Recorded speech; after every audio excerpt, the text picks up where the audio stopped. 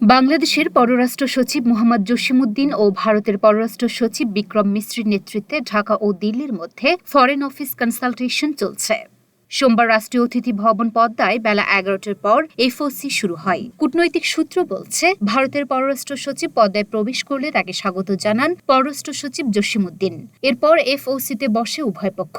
মাঠের অলরাউন্ডার আমি, আর ঘরের অলরাউন্ডার টাইলক্স।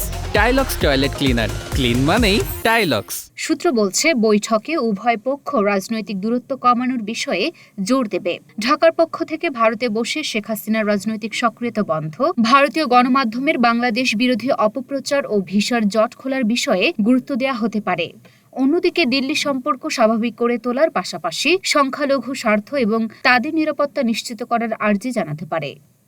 পররাষ্ট্র মন্ত্রণালয়ের কর্মকর্তা জানান, বৈঠকে দুই দেশের সম্পর্কের সামগ্রিক বিষয়ে আলোচনা করার সুযোগ থাকবে। বৈঠকে বাণিজ্য, কানেক্টিভিটি, সীমান্ত হত্যা, পানি বণ্টন ছাড়াও আরও অনেক বিষয় থাকবে।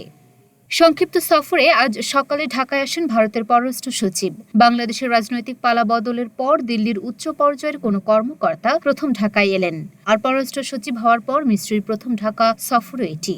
আজ রাতেই বিক্রম মিশ্রের দিল্লি ফিরে যাওয়ার কথা রয়েছে। লুনা আফরোজ, নিপা, ঢাকা পোস্ট।